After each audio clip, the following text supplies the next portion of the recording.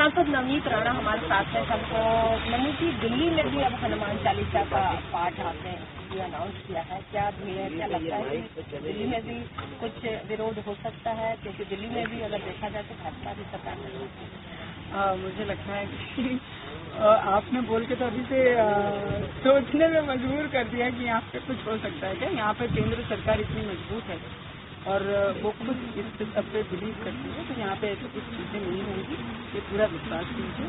वहाँ पर जो हुआ वो बहुत दुर्भाग्यपूर्ण था हमारे महाराष्ट्र की जनता को भी देखने के लिए और पूरे देश के लोगों ने भी देखा। बहुत ज्यादा अलग लेवल पे सूझ बुद्धि से जो काम होता है वो महाराष्ट्र में उस वक्त हमारे साथ हुआ।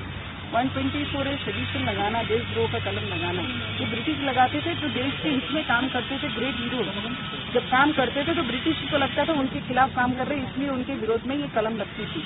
पर आज इतने सालों तक भी ये कलम को जिंदा रखना, मुझे लगता है कि पिछली सरकारों का बहुत बड़ा फेलियर दिखाई देता है, क्योंकि ऐसे मिसयूज ये ऑफेंस के होना मतलब देश के लोगों के प्रति अलग तरीके से काम करने का जो राज्य ने ठहराया था, आज सुप्रीम कोर्ट ने उससे सब्जेक्ट स्टे लगा दी। कोई भी ऑफेंस का इस्तेमाल ना करे जब तक इससे अमेंडमेंट कोई हाउस में आता नहीं है, तब तक के लिए स्टे। तो मुझे लगता है केंद्र सरकार, हमारी सेंट्रल गवर्नमेंट के प्राइम मिनिस्टर ये ऐसी हर पॉसिबल इम्पॉसिबल चीज को पॉसिबल करने में लगे हैं जो देश के हित में है। हनुमान चालीसा के पाठ में जो विरोध हुआ, जिसकी शुरुआत आपने कही, कई राज्यों में भी लोगों ने किया,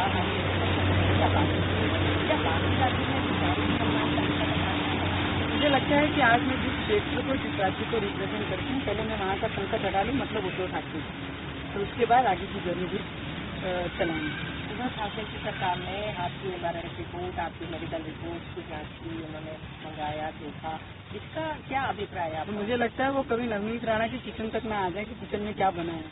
इतनी नीचे की स्तर पे गिरना मतलब उद्धव ठाकरे की ही बुद्धि हो सकती है, क्योंकि राजकारण में और पॉलिटिक्स में अगर मैं कस्टडी में हूँ और कस्टडी में रहने के बाद मैं हॉस्पिटल आती हूँ तो मैं जांच की वो डिपार्टमेंट पर्टिकुलर मांग सकता है कि मेरी पर्सनल रिपोर्ट्स के क्या कारण मैं हॉस्पिटल एडमिट हुई हूँ। मैं तो बेल होने के बाद हॉस्पिटल गई कि मेरा ट्रीटमेंट हो रहा है और मैं ट्रीटमेंट के लिए वहाँ पर आई। तो मुझे लगता है फ्रीडम तो कहीं रही नहीं।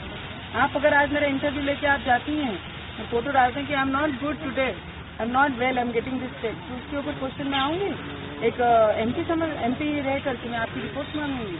मुझे लगता है कि ये जो बेशर्मी की लिमिट क्रॉस कर चुके हैं उद्धव ठाकरे जी, उन्होंने ये सब चीजों पे बंद कर देना चाहिए और महाराष्ट्र के हित पे काम करना चाहिए। नहीं तो एक आधी बार ऐसे होगा कि नवनीत राणा ने क्या खाया किचन में जाके उसकी भी जांच हो। ये यहाँ तक की राजनीति आ गई महाराष्ट्र। क्या डर गई है महाराष्ट्र सरकार या आप वहाँ पर चुनौती दे रही हैं? 100% वो डरी है और मुझे लगता है, मुझे तो आए हुए 3 वर्ष नहीं हुए, विधायक को तीसरा टर्म है। जिस पार्टी में 18 MP हैं, 50 से भी ऊपर विधायक हैं, वो एक MP और MLA को इतना क्यों डर गई कि उसकी हमारे रिपोर्ट तक पिछले के हॉस्पिटल और एलिगेशन करने की तक पहुंच गई है। उद्धव ठाकरे के खिलाफ आप चुनौती दे रही हो मैं खुले मैदान में आने की, या उनके खिलाफ क्या चुनाव लड़ेंगी आप? मैंने तो खुलेआम कहा है, किसी के नाम से इतने बड़े पद पे आना बहुत ईजी है, और खुद का पसीना निकाल के पता लगेगा कि कितना साल और कितना समय लगता है और लोगों की सेवा करना किसे कहते हैं। जो बालासाहेब ठाकरे थी उनकी बात ही अलग थी, उन्होंने दूसरों के लिए काम किया, पद के लिए नहीं। और उद्धव ठाकरे की बात ही कुछ और है, ये पद के लिए काम करते हैं, लोगों के लिए नहीं। क्या अगले चुनाव में आप उनके खिलाफ खड़े हैं? 14 तारीख को जो सभा ले रहे हैं उसमें उन्होंने उत्तर देना चाहिए मेरे प्रश्न का कि वो कौन से क्षेत्र से लड़ेंगे, वो क्षेत्र से मैं लड़ूंगी। एक आखिरी सवाल, राजगुरु का के मुकदमे पर अदालत में भी विचार विमर्श चल रहा है और अब नए केसेस नहीं फाइल करने की बात कही गई, आपके ऊपर भी राजनीति लगाया गया, राजेंद्र बग्गा के ऊपर, क्या मानते हैं कि मिसयूज हो रहा है 124A कानून का? 100% मिसयूज हुआ है।